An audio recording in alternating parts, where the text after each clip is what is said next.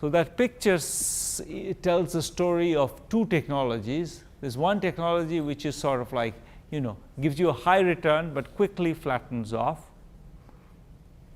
And if that was the only technology in the world, then we would not observe any large firms, because that's a technology which stops becoming profitable after a point very quickly.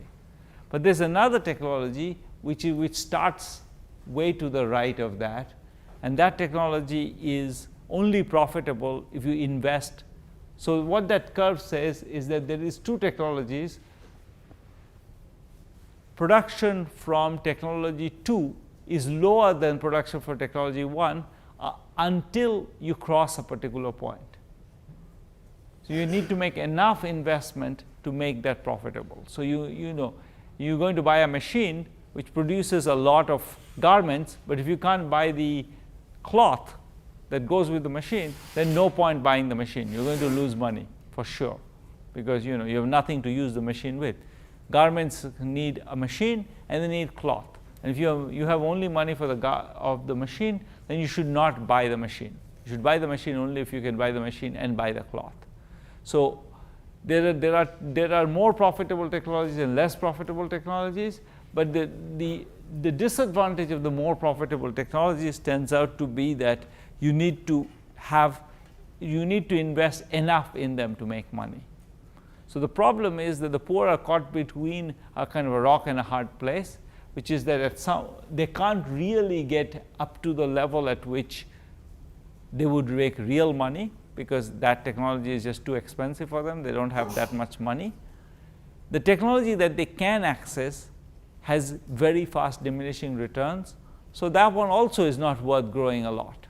So they're sort of between that's the sense in which they're between a rock and a hard place. They can't grow the technology fast enough. The one that they have, they can't grow, and the one that can grow, they can't have.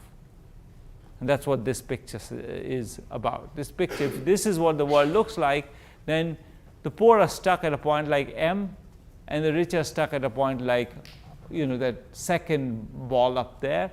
And that sort of, so the poor are stuck because they can't really, the technology that has growth is not available to them, and the one that's available to them does not have growth in it. So they're there's no point in their putting a lot of effort into growing their technology, because they're really not going to make a lot of money either way. So that's that would explain why they don't really want to be entrepreneurs, because they know that, they're never going to get very far in this process. So then that leaves us with the last slide, and one slide that suggests that this picture is right is that there was this experiment in Sri Lanka where people were given randomly either $250 or $500 for investing, and this was just a gift. The World Bank basically did this experiment where it went to people and said, here's $250. These were all small businessmen. Use it in your business or do something with it. So and some people they offered $500. It's kind of a nice experiment to do, because you can find out what's the effect of getting money on people's investment.